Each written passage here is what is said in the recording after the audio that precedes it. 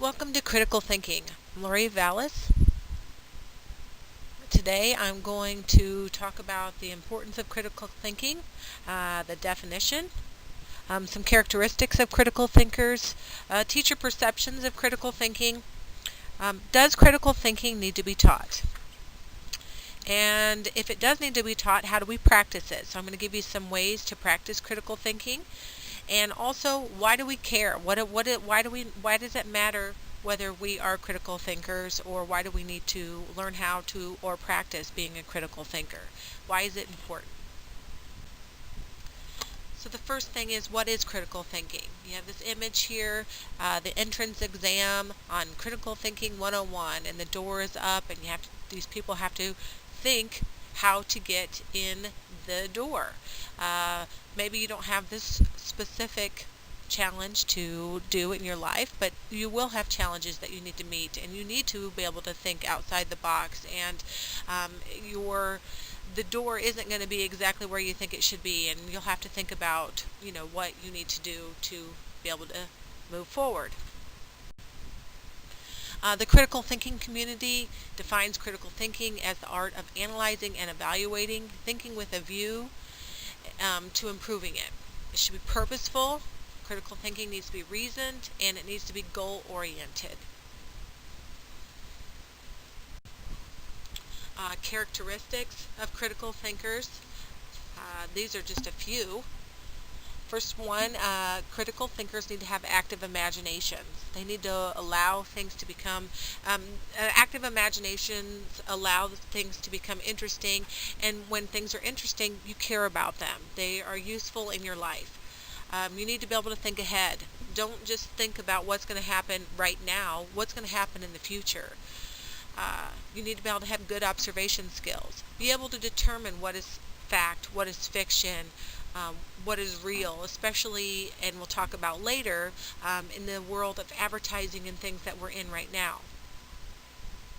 You need to have good, or you need to be able to recognize relationships, such as cause and effect. Why does something happen? If one thing happens, why does the next thing happen? This is beneficial in many aspects of your life. You need to be able to sort and categorize what you observe. This will help you be able to make sense of the world around you. You need to be able to draw conclusions, and you have to have an open mind, because sometimes your thoughts are wrong. And if someone explains it to you in a different way, you need to be able to understand that maybe they're right and you're not. So, teacher perceptions of critical thinking, do teachers avoid it? Sometimes, yes, I would say. And there's different reasons why teachers avoid critical thinking or teaching students how to critically think. One reason is maybe there's not enough time to teach those skills.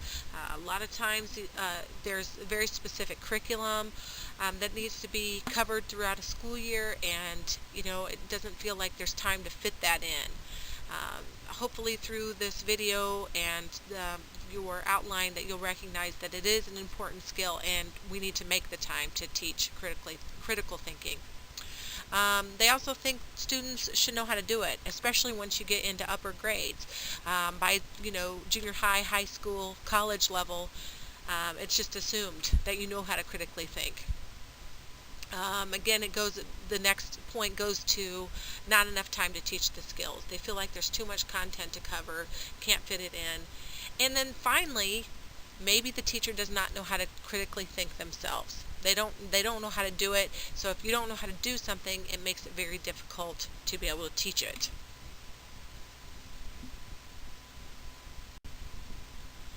Can students think critically? I would argue that some can and some can't on how they were taught. Maybe some were taught and some weren't. You can see this cartoon here where clearly one student can think critically and recognize that math is amazing, and the other one is, thinks it's very difficult. So you can't just assume that all students know how to do it. You have to make sure that they do. Teachers feel sometimes about students, and why maybe another reason why it's not taught is, A lot of times students want to just be passive in the classroom, especially as they get into, junior high, high school, college level. They just want to be able to finish the class, do what they're told, get the grade, and move on. Sometimes students just get confused too easily.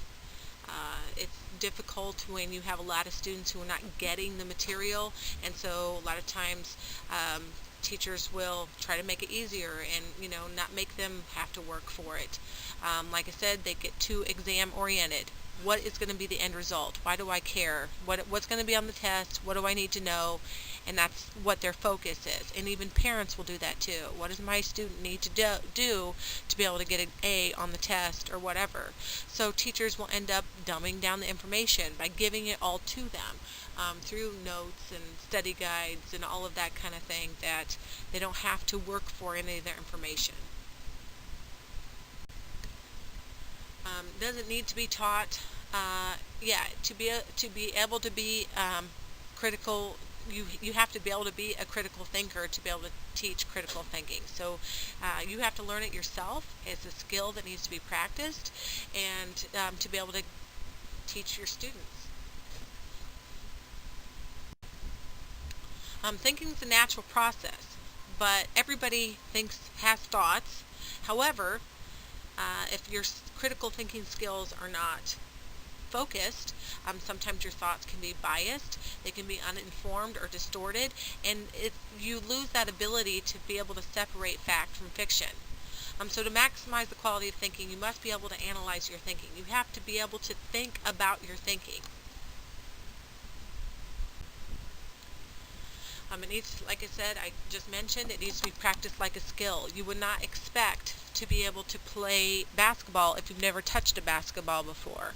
You wouldn't expect to be able to play piano just sitting down in front of it for the very first time. Those kind of skills have to be practiced, and so does critical thinking. It does not come naturally, and the best way for students to develop it and become strong critical thinkers as adults is to be taught at an early age.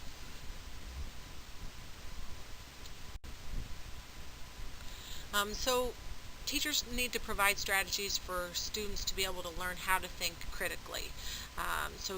It does need to be taught. Students need to be active participants in their learning, and teachers cannot just be disseminators of information. The classroom cannot run just by lecture format. You can't just give students all the information with a study guide, with the notes, and expect them to be critical thinkers. So if you actively engage your students with appropriate instructional methods, students will become critical thinkers. They will develop their critical thinking skills. And there's different ways to do that. Research methods, group work, other things that will be more powerful for them. So they're active learners and not passive learners. It kind of, again, you have to practice your skills, and one of the ways to practice it goes back to Bloom's. We're all familiar with Bloom's taxonomy, the levels of learning or questioning, and this is part of that. All the way up to the top level of evaluation and down to knowledge.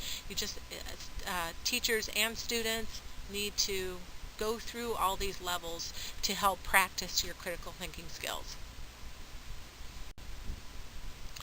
So Elder and Paul, they give ways to practice your critical thinking.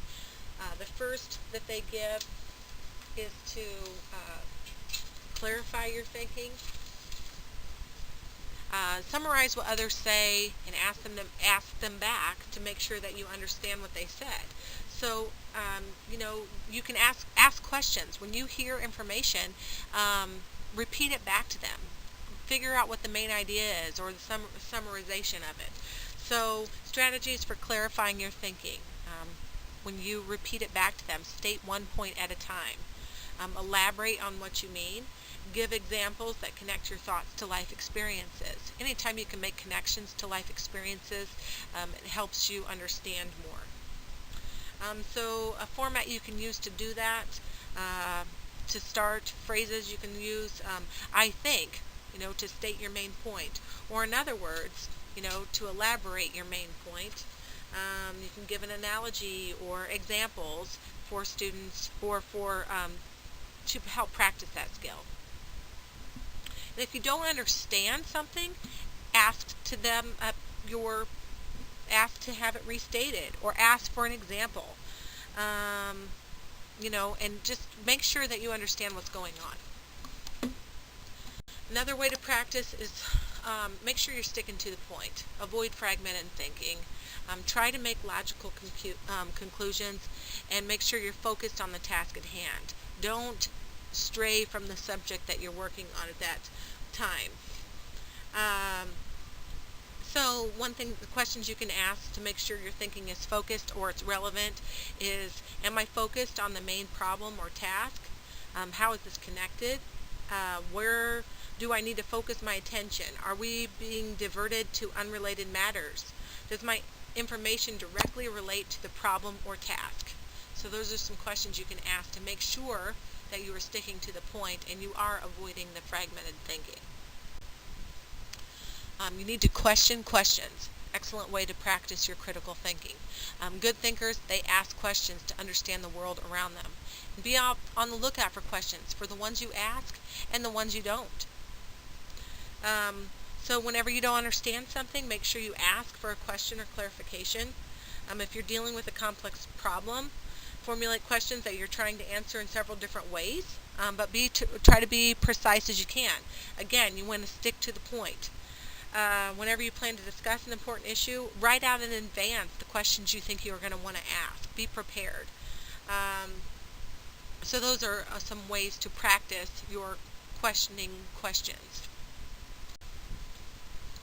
The fourth way to practice your critical thinking is to be reasonable. You have to understand that maybe you're not always right, or what you always thought isn't true. Good thinkers will change their mind when given a reason to change. So look for reasonable and unreasonable behaviors in you and in others, and make sure you keep an open mind. So some things to ask yourself to see if you are closed-minded or open-minded. If you're closed-minded, you're unwilling to listen to someone's reasons. You may become irritated by the reasons people give you, or you may become defensive during a discussion. So if those things are happening, maybe you're not being reasonable and you're not having an open mind. And those things will prevent you from being a strong critical thinker. Admit that you make mistakes or that you can be wrong. Anyway, if you have a reason to change your mind, a good critical thinker will change their mind. The best thinkers understand the development of thinking as a process occurring throughout many years of practice and thinking. So again, this is a skill that you need to work on over many, many years. And again, it's best if it starts at a really young age and it evolves and it develops through many years of practice.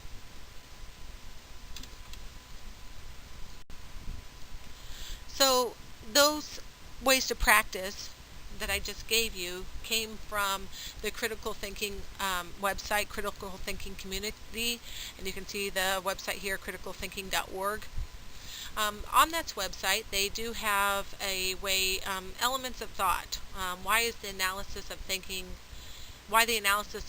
is important. Again, that's where I'm going now, is why do we care about all this? Now that you understand, what some problems are, what the definition, characteristics of critical thinkers, perceptions, teacher perceptions, student perceptions, doesn't need to be taught.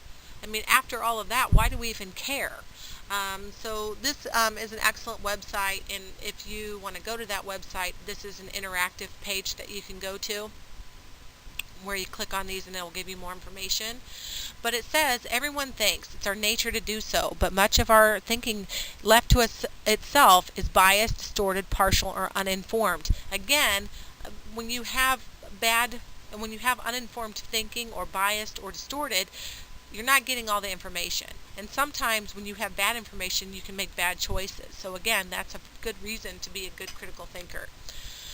If you want to think well, we must understand at least the rudiments of thought, the most basic structures out of which all thinking is made. We must learn how to take thinking apart. And they define it in 8 elements. The elements of thought, It says 8 basic structures are present in all thinking. Whenever we think for a purpose within a point of view based on assumptions leading to implications and consequences. We use concepts, ideas, and theories to interpret data, facts, and experience in order to answer questions, solve problems, and resolve issues. So good thinking then generates purposes, raises questions, uses information, utilizes concepts, makes inferences, makes assumptions, generates implications, embodies a point of view. So again, if you're interested more on this, go to this website, criticalthinking.org, and then mouse over the pages to learn more about it. So going back to why does it matter? I mean, after this long speech here, why do we care about critical thinking? Well, there was an article that I read from Edutopia on critical thinking. The article was a necessary skill in the age of spin. Spin meaning all of our advertisements. We are in a world of 24-hour news where news is at your fingertips, on your phone, on your computer, on your TV, all over the place. And how do we separate fact from fiction? And good critical thinkers can do that. So it is necessary in the world that we live in today to be a good critical thinker.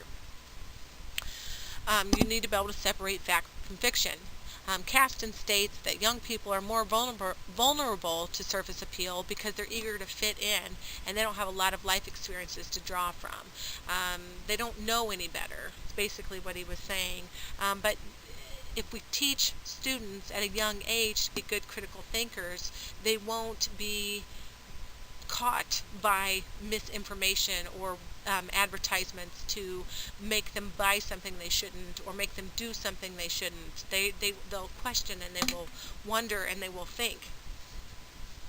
An example, it says, going back to the article,